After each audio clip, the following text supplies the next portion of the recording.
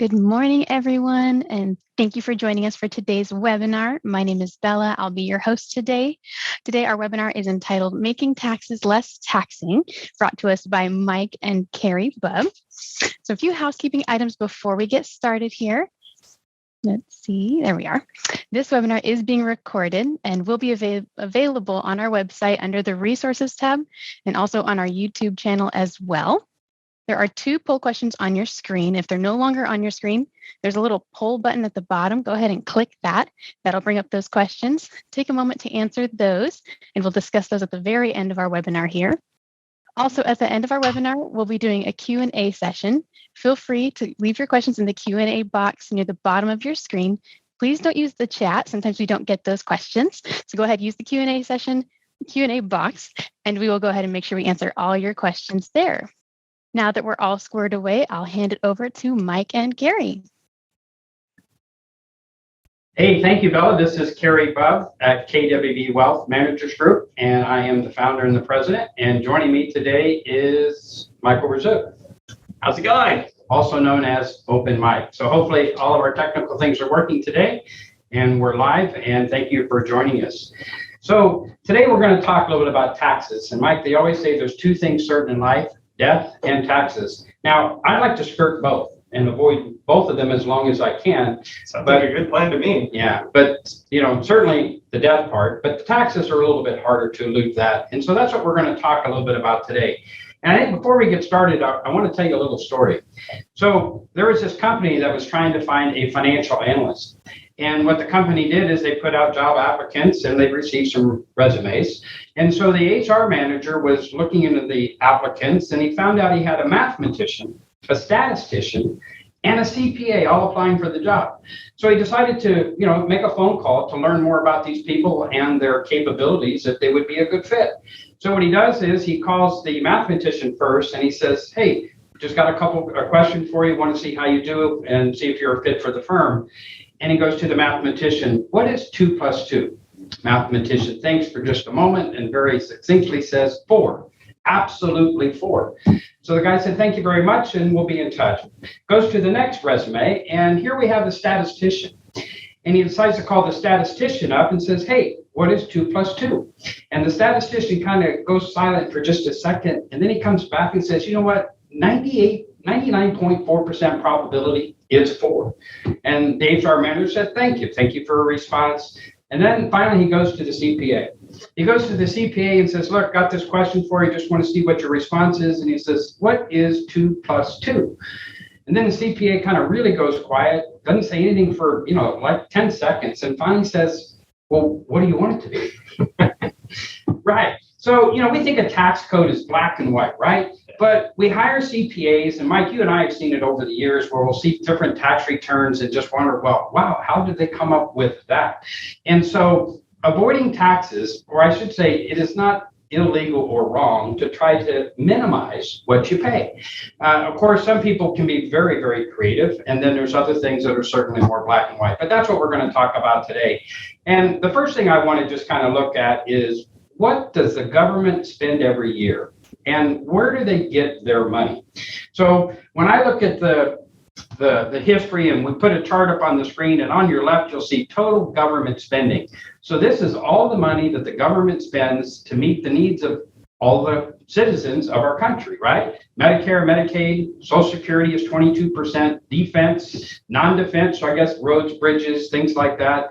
And then others a big category, 17% of the income. But then on the right-hand side, you'll see the sources of the money. Where does it come from? So at the bottom side, you'll see 42% of it comes from taxes, from guys like us. Right. Another 6% comes from corporations, a little bit, or 25%, that's not a little bit, comes from the FICA taxes that is collected by the government, or better known as Social Security. But then, Mike, is that really true? Are we short 1.1 trillion, 21% every single year? Absolutely. I mean, this is kind of the biggest reason why we've been seeing the national debt going up and up and up. It's because we're borrowing so much. We don't have the inflows to meet the outflows, essentially. And so it is something that is getting a little bit worse. But when we look at that chart again, I mean, we could see we're only paying 6% of our national budget to pay interest. But if interest rates go up, which they have been, Right. it does become a problem over time. Right. Yeah, but I've been hearing about the deficit. Like I got started in this business in 1987. I think Reagan was just at the tail end of his cycle. We were worried about deficits and all that. And here we are, 35, 40 years later, still talking about deficits. So I guess it's good to own the printing press, right? You can just print more money. Now, I know if you and I spent 21% more than we made every single year, probably the banks wouldn't lend us any more and we would have a financial problem. Right. I mean, it's not a problem for governments because, like you said, they have the printing press, but for households, I don't think that you and Lisa can spend, 121% of what you bring in each year. And she says I could do, but anyway, what is that? So, if we're short 21%, and one of the ways for the government to get more revenue is taxes. Yeah. What's the history with taxes? Where are marginal rates and where are things going to go, in the future? Well, you probably heard that we're at the lowest marginal rates that we've seen in history. And it's true. I mean, when we look back and we take a glance, it's kind of fun to see where things have been. I mean, if you were around in the 1944, 1945, the top marginal bracket, it was 94% carried. Wow. I mean, can you imagine going to work and then only being able to get 6%? I wouldn't go to work, Mike. And then if you lived in California, don't you have to pay 13%? You'd actually have to pay to go to work. So obviously a lot of people didn't do that. Exactly. So there was a lot more creativity back then. People would find ways to get deductions, hide income over. Would that be like my CPA story? Absolutely. Perfect example. So, that's where my 27 dependents and I would come into the picture, just trying to hide income. So, what we've seen is rates have gone down over time. And when we look, really the one that's important here is the lowest marginal bracket, because that's where the majority of Americans actually fall. And so we're pretty close to the lowest rates that we've ever seen. And so my guess here is we're probably not seeing tax rates go down in the near future. Yeah. So sometimes we think, we'll kick the can down the road because down the road we'll be in a lower bracket. But when you're looking at the lowest marginal brackets we've seen in history, it's pretty fair to presume that maybe tax rates, marginal rates aren't going down, more likely stay the same or potentially, go up. So we hear things, people talking about the effective bracket, the marginal bracket. I guess what we want to be is in the lowest of both, right? What's the difference? So your effective tax bracket is what you actually paid in taxes. So think about, you got your standard deductions, you got your tax credits, all of those get applied, and then you actually have your effective tax rate. But lots of people kind of confuse the two. And what's important here is tax rates are progressive. And so when we look at the rates, people are paying at 10% on the first 20,000 of income that they have if they're a married couple. And then on the next 60,000, they're going to pay 12%. And then they're going to pay 22%. So I get asked the question, hey, I'm getting offered a raise at work, or my spouse is, should we take it? I don't want to just get taxed at a higher bracket. And the reality is, yes, you always should. You should always encourage and have more income, because it's only the additional income that you make that's going to get taxed at these higher brackets. It's not like you enter the 22% bracket and now all of your income is taxed at 22%. So I think what they call that is a progressive tax system. Absolutely. So the more you make, those in those higher brackets pay a larger percent of their income, which is a little different than regressive, because what they'll argue sometimes is gasoline has a lot of tax. And inflation, in general, is regressive. Well, and because what happens, those at the lower end are having to pay more of their income to pay the tax on that gallon of gas, right? Perfect, yeah. So we like to keep in low marginals, low effective rates, but we also do a lot of work here where we have non-retirement accounts and retirement accounts. So non-retirement accounts are where people have accumulated money. Maybe they bought, property, maybe they bought stocks, maybe they bought other investments. And they're being, I guess, rewarded by the tax code. And I think what we call that is, capital gains rates. And then we also talk about step up in basis and whatnot. So let's talk a little bit about that, why that's another thing to really focus on to minimize maybe your tax obligation. So let's talk about what a capital gain is. So a capital gain is basically the government rewarding you for taking risk with a non-retirement asset. So think you bought your house, you sold it for more than you paid for it. Easy example, you bought a stock for $100 and you sold it for 120. That's a capital gain. So you're $20 difference. Right. You're able to sell something for more than you paid for it. And so the government gives us this reward basically for taking risk and having that asset. And that reward is lower tax rates. And so we can see there's a 0% capital gains rate. So anybody that's in that 12% and under marginal rate, they don't have to worry about capital gains. And for the vast majority of people who do sell something, they're going to pay 15%. So maybe they're in the 22% marginal tax bracket, but when they sell something, it's only going to be taxed at 15% federally. So capital gains are a great way to lower people's effective tax rate and really benefit from selling something that they owned for many, many years. Yeah, and something I guess the federal government is kind of engineering how we want people to invest in the future.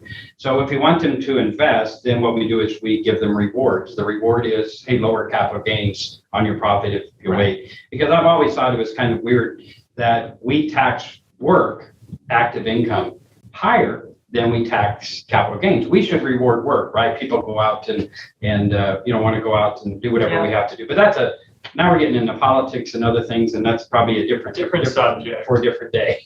Yeah. All right. Exactly. Perfect. So we also have this thing called modified AGI, adjusted gross income. And for most of the people, it probably isn't really that important. But there's a few people that it's very important. Why don't you talk about modified AGI?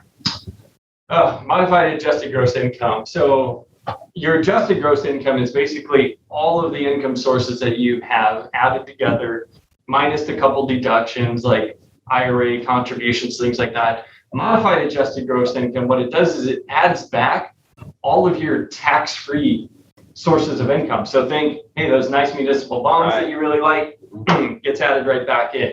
The non-taxable portion of your Social Security gets added back in. And the reason why this is really important is because this is what they use to determine people's Medicare premiums. And so if you have too much modified adjusted gross income, you're going to pay more Medicare premiums. Is there ever too much? Oh, yeah. I mean, if you have the income, it's great because, but unfortunately, yes, what it does is it penalizes those over 65, not penalize them. It charges them more for their medical benefits than other people at lower income. So again, it's a progressive system. Right. The more income you have, the more means you have, the higher the medical tax you're going to pay. And this is not marginal. It's not like, you just barely broke it, but we're only going to charge you a slightly higher Medicare premium. I mean, this is all or nothing. You break that threshold and you're paying the higher. Yeah, and I think in 2022, the rates for Medicare Part B are what, 140, 150, all the way up to about 450. It's 170. 170 is the base. Okay. And then you start getting into like almost 240 is the next jump up. Yeah, and then all the way up to 450 or something like that, which is it's a big hit over the course of a 12-month period. So it's something to be mindful of because a lot of people I don't think understand that calculation, and it's just something that you and I look for when we're helping people with IRA distributions, Roth conversions. We just want they sell a commercial property and have a big capital gain. Boom! All of a sudden, they didn't realize they knew they were going to pay capital gains, but they didn't realize they were going to pay higher Medicare premiums, or they would lose money on their Social Security payment. Right. And it's a 2-year look back. So the gains, the taxes that you pay today are going to affect your Medicare premiums 2 years from now. Right. So it's just a little bit of reprieve. Something to be mindful of. Yeah. All right. So we talked about the modified adjusted gross income. We also have something we call income as far as being active or passive. Now, I'm a guy passive. I like passive because that means I don't actually have to get up and go do anything, and I get income. So I've always said it's better to get checks than to have to send checks. So passive income versus active. What's the difference, Mike, and who should be mindful of that? So, Kerry, I'll jump into that in a second, but why do you think so many accountants are pessimistic? I don't know. Because they think that we live in a cruel world. Oh, okay. At least some of the accountants. Accrual. Yeah. I'm sorry. ACCRUAL. I'm sorry, Michael. I didn't quite get that. Well, some accountants are at their lab. Yes, so that's what's important. So active income, the reason why it's important is this is what is actually utilized to make retirement plan contributions. So if you're a business owner, for example, you have an S Corp, you get to choose, am I going to have a wage? Am I going to get profit distributions from my business? What's going to impact your retirement plan contributions is only your earned income. So money that you got on a W-2, a 1099. And so there's always this game of, well, I want to minimize my Social Security tax, and they take higher profit distributions. Well, that impacts negatively the amount that they put into retirement plans.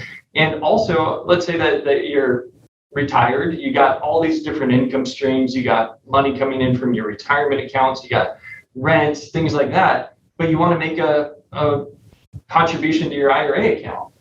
Well, you can't do that unless you have active income. So it's just an important distinction to know the difference between active income, which again is you earned it in a wage, W-2, a 1099, and money that you are receiving passively from investments. Right. So if you keep focusing on reducing your active income, it sounds like potentially you could negatively impact your long-term retirement as well, because you're not able to save as much in pensions, retirements, and also it would affect your Social Security because you pay Social Security taxes on those 1099 income sources, right, and your wages. And often if you work for somebody, your employer is matching. So while it's neat now to reduce that active income, it might hurt you in the long run. Yeah, definitely. Right? Yeah. Okay. So we talked a little bit about, marginal and we talked a little bit about effective. I think one of the big things that's starting to happen in the next couple of years is we have some laws that might be changing, Mike. I think they use the word sunsetting. It's not like the sunset we're going to watch coming over here on the West Coast a little bit, maybe 7 hours or 10 hours from now. But let's talk about sunsetting and who should be mindful of this. And is there any window of opportunity that people should be thinking about before this potentially happens? Yeah, so let's talk about what it is. I mean, the sunsetting, what happened in 2018 was we did get a change in the tax code, but it wasn't passed by Congress. And when something isn't passed by Congress, it has a lifespan. And so here, we basically got to benefit from lower tax rates. The marginal tax rates were lowered, but it only lasted about a 7-year period. And so if nothing happens in Congress, if they don't say, well, let's actually make these law, we revert back to the 2017 tax rates that we had. Well, I think also it's interesting because just as the Biden administration came in, they were actually trying to move this forward, right? In other words, do away with a lot of these tax laws. And ultimately, they decided not to fight that battle, right? Because they know in 2025 it's going away anyway, unless there's the appetite for Congress and the president to fight for it, right? Well, absolutely. So, they'll get higher tax rates by not doing anything. And if Congress doesn't pass this, then we're going to revert back to these higher tax rates. And so what we're going to see is, basically increases along each one of the marginal brackets. 10% bracket is going to stay the same, but we're going to go from, 12% to 15. We're going from 22 to 25. The biggest change really is going to be for the higher income earners because under the current rule, we actually have a 35% tax bracket. In 2017, it barely existed, right? So most people went from paying 33% to 39.6. It was this massive jump. And so, the 2018 changes, they extended that 35% bracket and then lowered the top marginal rate. And so this is set to revert because this was originally passed by reconciliation. And again, it has a limited lifespan. Yeah. So that's what I say. Sometimes it's better to pay the devil you know than the one you don't. And so sometimes if you're, depending where you are in your life and your income and deferring, and we're going to talk about some other things in a minute, but not always is kicking the can down the road necessarily good because you might be taxed at a higher bracket. Yeah, potentially. Yeah, absolutely. So we know that tax marginal brackets might be sunsetting, depending, but there's also this other type of tax, the state taxes, things of that nature that might be sunsetting. Right. So let's talk about the remainder of the sunsetting taxes that might occur next year. So the biggest one, this is what had a lot of, again, the high income earners at arms was right now you can have an individual can have an estate of 11 million, almost 12 million, and pass away without estate tax.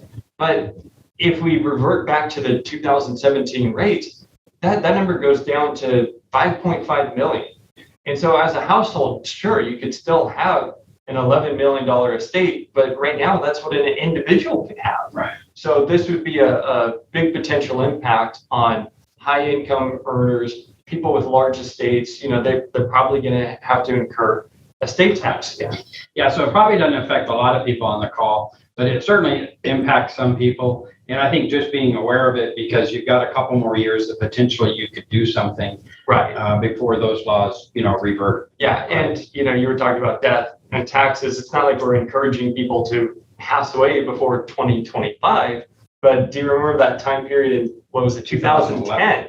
I think 2010, there was no estate tax until, if you were a billionaire and passed away then, it was great for your children. Great for your children. I mean, you were the sacrificial lamb. Yeah, right. Exactly. Yeah.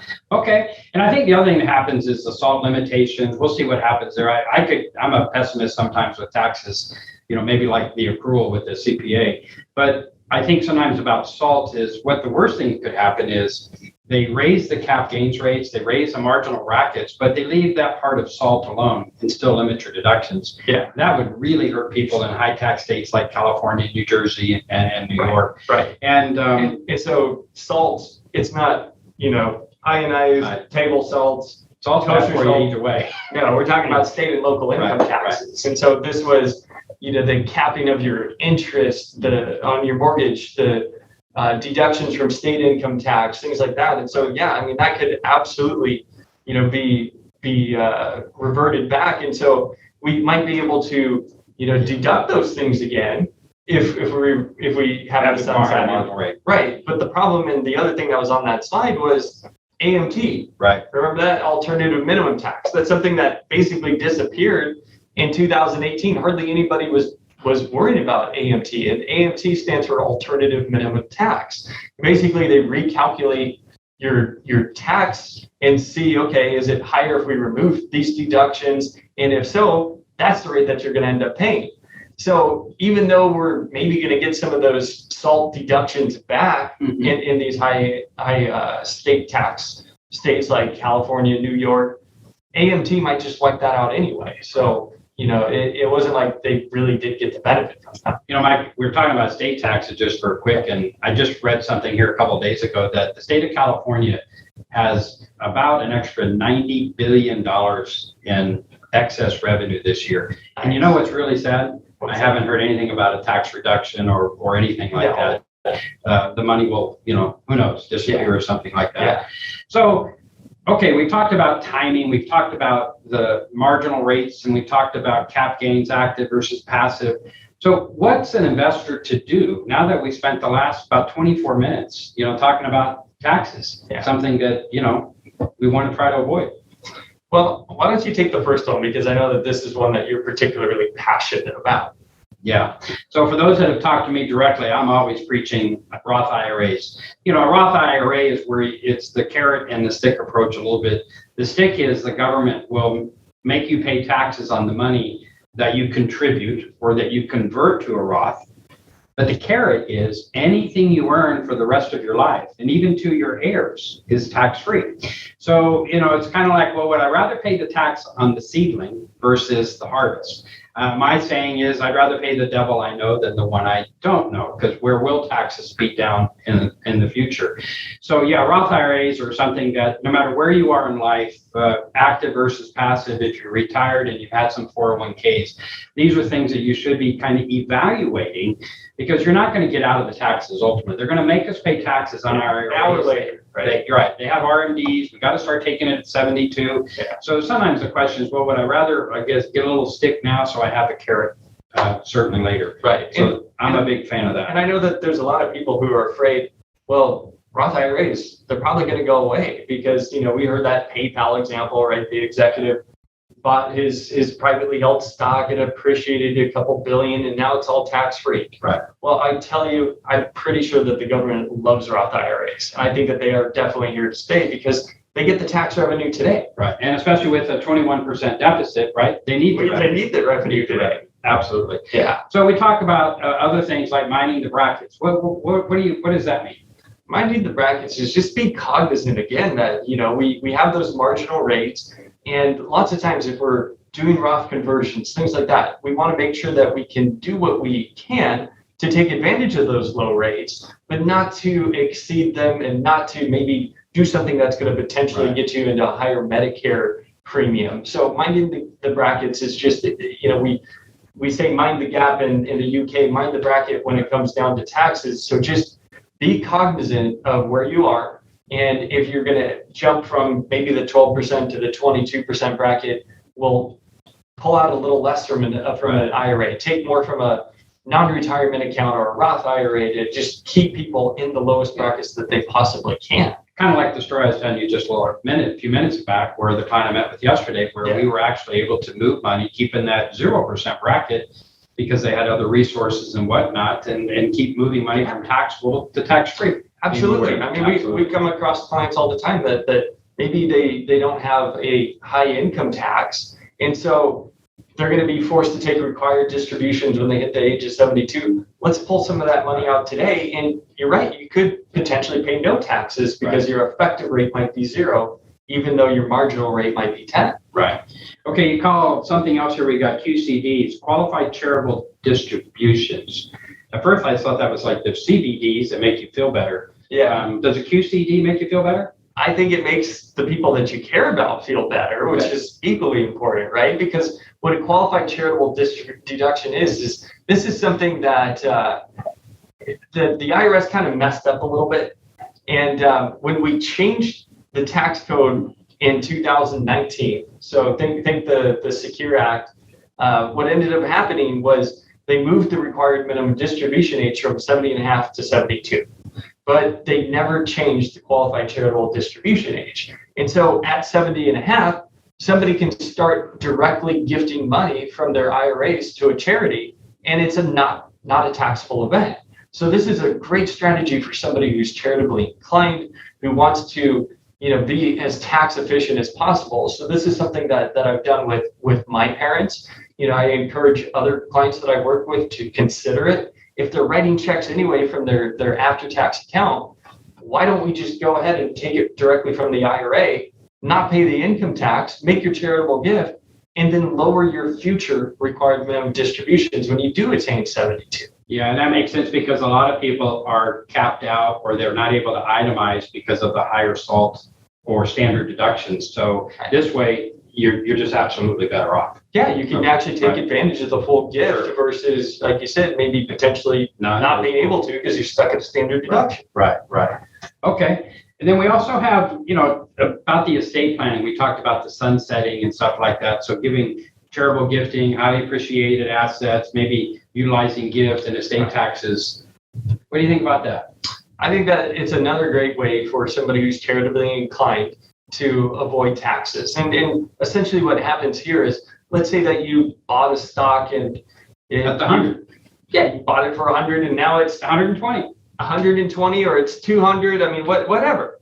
But if you're wanting to gift it, you're not going to have to incur any tax to give that gift to the charity because a charity, 501c3, they don't have income taxes at all. So they can take that appreciated asset that you gift to them, sell it with no tax consequence, and now you've met your charitable gifting, you've avoided taxes on a highly appreciated asset. So it's just, again, if you're charitably inclined, a great way to gift better than just writing a check from your checking account and using your after-tax dollars, which are so precious these days. Right.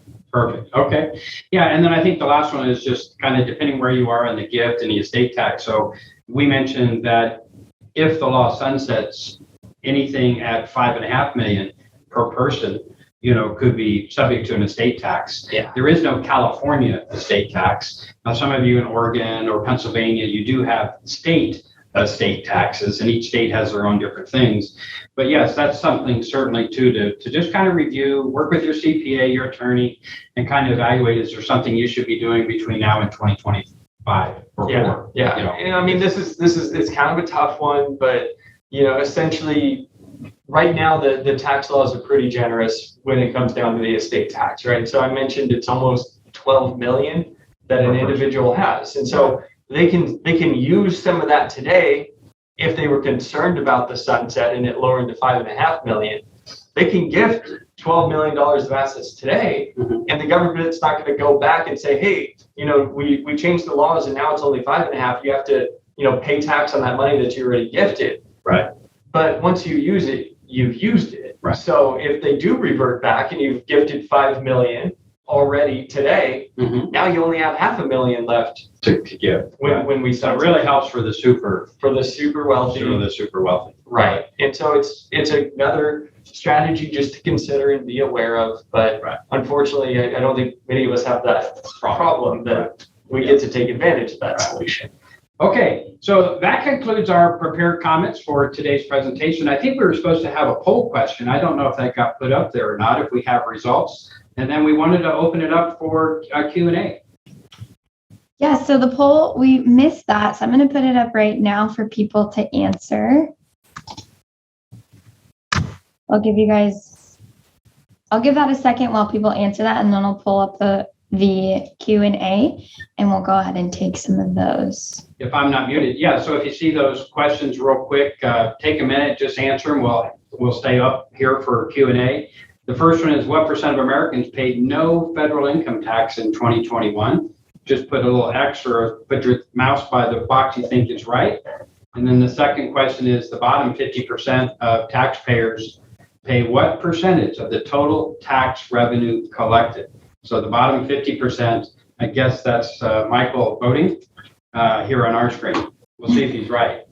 So, do we have any Q&A? We do. Okay, well, first to answer one question that's more about housekeeping, we aren't going to send out the slides, but the webinar will be available for replay on our website and on YouTube. So when that comes available, we'll make sure to send out an email.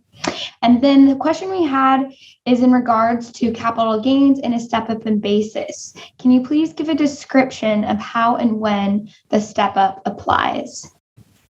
So I'll start, Mike, and we'll let you finish. So a step-up in basis, first of all, we talked about, death being inevitable. So under current law, at death, a step-up in basis occurs for the asset, for the owner. Now, every state has some different rules. In California, we are considered a community property state. I think there are 7 other states that are considered community property.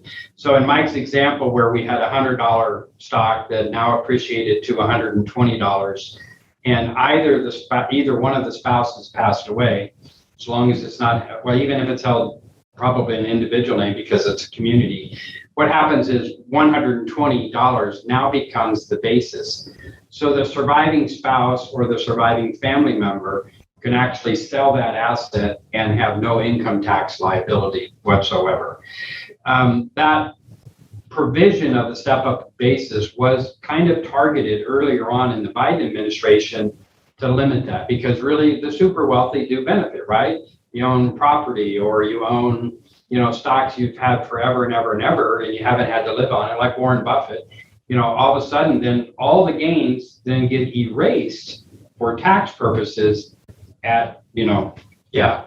I mean, this right now is a really cool part of the tax code for filers, not for the government, because they miss out on, potential revenue, but it's actually less than you would think. This isn't really that important of a target to the U.S. government, because it doesn't really generate a lot of revenue in the end, because it just doesn't impact a lot of people. But I guess the best way of explaining step up in basis is, it looks like you purchased the asset on the day that one of the two spouses died. And so if that stock is worth $120 on that day, it looks like you bought it that day, essentially. So it wipes out any potential gains from the past. Right. And now you only have to worry about the gains that you have going forward on that particular asset. And I think from practical purposes, we have clients that are 80 and 90, and one client here recently didn't file their taxes the last several years. They're old, just didn't do it. And I'll tell you what, Mike, we are going through a just big process from the federal government to the various places that generated the 1099s, so that we can actually file the return and catch up for 18, 19, and 20. Could you imagine trying to figure out what your parents paid for, I don't know, AT&T stock 30, 40, 50 years ago, or what they paid for the house, and then all the improvements and going through all of that? So from a practical standpoint, determining the cost basis for your deceased parents, spouse, sometimes that's pretty difficult. So from practicality, I think the step up in basis makes, a lot of sense. Right. Okay, we have another question. What are a few ways that small business owners can avoid or lower taxes, both for their business and personal through the business? Well, that's where Kerry's joke comes in, right? You have that accountant that, really looks at deductions favorably. So really getting in there and saying, oh, okay, yeah, you have this car that you're leasing, you make some purchases, capital purchases, which you can, do depreciation on. Or expense all in 1 year. Right. So there's definitely ways to do that. A lot of people try to do it with their income tax and, play that active versus passive wage game. And it works to a point. And so just depending on what somebody's income is, there's things where right now the federal government, for example, only recognized up to $305,000 worth of earned income when it comes down to making retirement plan contributions. And so it doesn't necessarily make sense for a business owner to pay themselves a higher salary, because now they're going to be paying Medicare tax, FICA tax on that salary if it's over the $305,000, but they're not getting the benefit from the retirement plan contributions. So we always kind of suggest, limiting your active income and limiting your wages to what the federal maximum is, just so you can help minimize Medicare and FICA tax. But I think the first most obvious thing is making sure that you as a business owner are maxing out your retirement options. So depending on if you have employees or not, do you have an individual K if it's just you? Do you set up a defined benefit plan, a cash balance plan, a more aggressive 401k plan? So those are the obvious things. Are you doing everything first for yourself to maximize or minimize your income? And then it gets more, like Mike was talking about, being a little more creative with how you allocate income, passive versus active, personal business expenses in the business, and how far that envelope gets pushed, frankly. Yeah. And then, lastly, the only other way is really being charitable.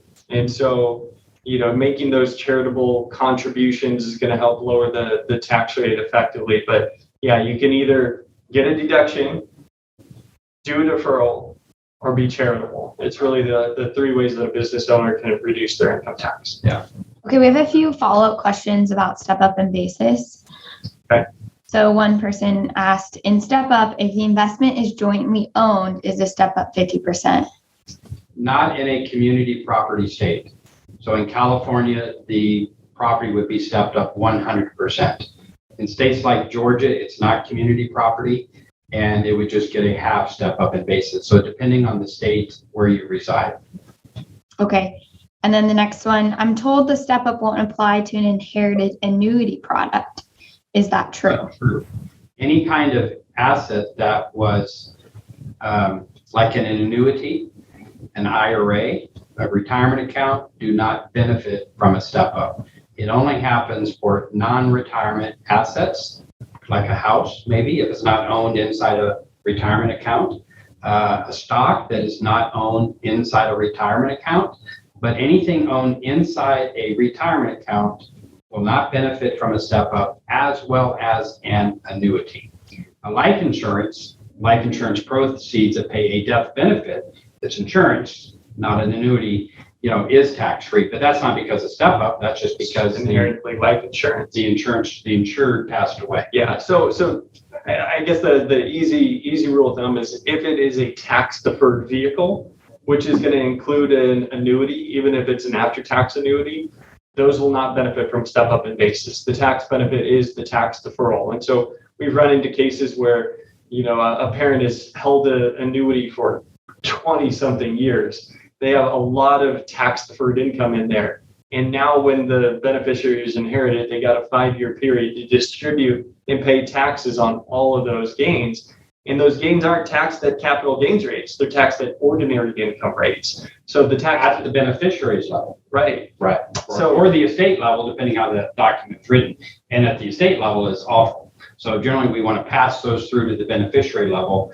And then depending where you are with those marginal rates that we talked about would be what you have to pay. Yeah. So the annuity deferral is great for the owner of the annuity, but for the beneficiaries, it could be a pretty big tax surprise. Right. But you're still money ahead though, right? Yeah, like I Because said, you're not giving away 100% on the taxes. Right. Anything that you can do to increase your income is going to be beneficial. Right.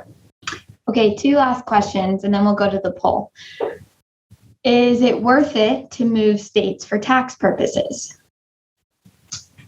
Well, I often think about that. I live in the great state of California. And I think the challenge for each person is quality of life, balance. Do you move to Tennessee? Do you move to Texas? Everybody's going there for those kinds of reasons. But, every state has their ways of generating revenue. In Florida and in Texas, they have higher residential or property taxes. We have property 13, we pay 1% roughly, 1.1. In Texas, it's more like 2%, Florida more like 2%. And then they're annually or constantly being reassessed based on the market value. So, if for me, I love the ocean, and in Florida, it's too humid. In Texas, there's only the Gulf of Mexico. In Oregon, it's too cold. In Washington. So unfortunately, I'm going to stay here and just bite the bitter pill. Mike? Pay your sun tax? Yes, SUN tax. Yes. Yeah. That's a really good question. I mean, I get into this debate quite a bit with friends because, I do see a lot of people wanting to move out of state, especially when they enter retirement. And I guess my best advice, again, goes back to mind the brackets. And in the state of California, we have a lot of income tax brackets. It's kind of like the marginal rates where the federal marginal rates where, some people are paying at 1 or 2% in the state of California. And that might be actually lower than a state that has a flat tax. I think Arizona, 4.5% or something like that. So sometimes making that move out of California, especially if you're in the lower income brackets already, it's not going to save you any money.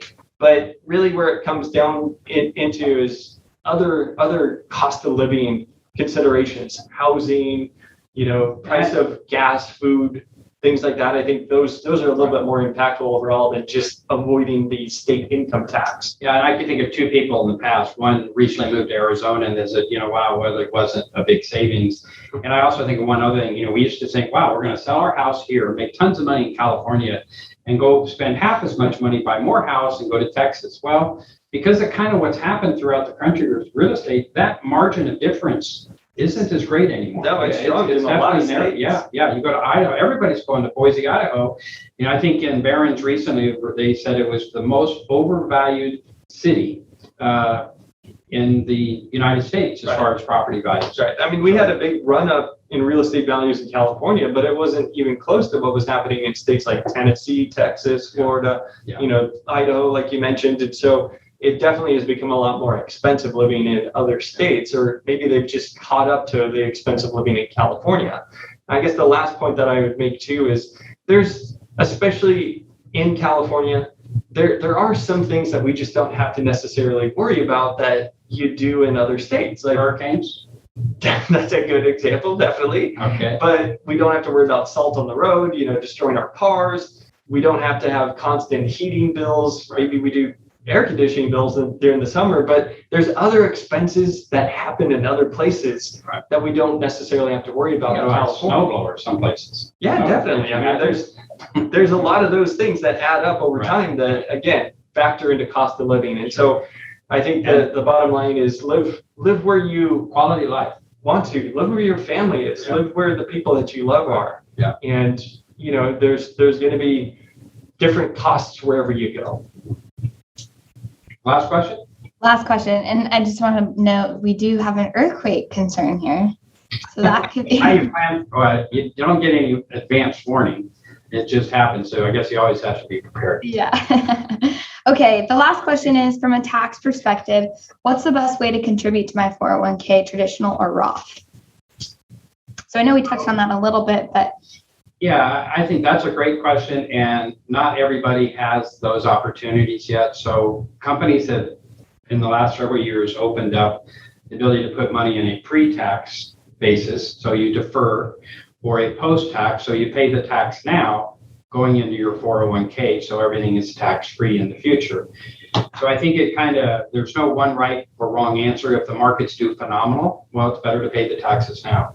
If you think taxes are going to be going up in your lifetime, maybe you better pay the taxes now. If you are thinking based on your savings rate, though, that your tax bracket might go down because you're late in life, you haven't taken advantage, of some of the mechanisms to put wealth away, and you might be in a larger bracket, well, then maybe maybe you do a little bit of each, So a lot of times I'll encourage people, well, if you can put 20 grand away, we'll put 10 in pre-tax, put 10 in post-tax, because we don't know the right answer, because we don't know how long you're going to live. We don't know where tax rates are going to be, and we don't know how well the markets are going to do. So I think that's kind of more of an individual, no right or wrong. It's kind of talking with Mike or Kerry or the other advisors and just kind of having that dialogue. Yeah, definitely get individual advice on that, because your circumstance is going to determine the answer to that. And I guess the way I look at it is I tend to look at it age-based. If somebody's younger, they're newer in their career, and they expect their income to go up over time, give the nod to the Roth. If you're getting closer to retirement, you don't feel as prepared financially, it's probably better to do pre-tax, because maybe your income brackets are going to actually drop when you do enter retirement, and so you'll get to benefit from pulling the money out at a lower rate. So it really it depends on circumstance, age, income, lots of those things, and so we can help you individually determine that. All right, Rachel, let's go to those poll questions. I'm dying to see the answers. okay. Can you see them? Yeah, so what percent of Americans paid no federal income tax in 2021? So the majority of the answer, 67% of the people said 19%. Rachel, the answer is? I don't know. What's the answer? I gave that to Bella. It's 61%. 61%. Yeah. It is 61%, yes. Yeah, so 61% of Americans paid no federal income tax. All right. Wow. In 2021, it was a little unique because, we're still dealing with COVID stimulus, things like that. But so that means, Mike, only 39% of the people pay federal income tax. Right. Look at the other way. All right. So of the 39% of the people that are paying the taxes, the bottom 50% of that, how much tax revenue of the whole is collected? And I think it's 4.1. It's actually 2.9%. Okay. I gave you those answers. Right. You did. So what that says is, of the 39% that's paying, the bottom half of that only pays 2.9% of the federal taxes collected. Yeah. So a lot of people thought it was higher. It was higher. Absolutely. Yeah. Well, The good news is we're giving certificates of participation, no grading here. Everybody passes. All right. Well, I'll let Bella finish up here. Thank you, gentlemen. Great job. And Bella will finish with some closing comments. Yes, thank you again to Mike and Kerry for that awesome presentation. Thank you all once again for joining us. We really appreciate it. You'll be hearing from us again once this recording is uploaded onto our website and also on our YouTube channel. And then shortly after this presentation ends, you'll be receiving a short survey asking for your feedback. We put this on for you guys, and we'd love your feedback. We'd love to know what you want to hear more of and what we can do better next time as well. If we didn't answer your question today, send an email to our website or our email address, invest@kwbwealth.com, and we'll definitely make sure we answer you there. Stay tuned for our next webinar. We'll be hosting the Mid-Year Economic Outlook webinar on July 19th. If you're local, we'll also be having an in-person seminar on July 20th. Thank you for joining, everyone. Have a wonderful day.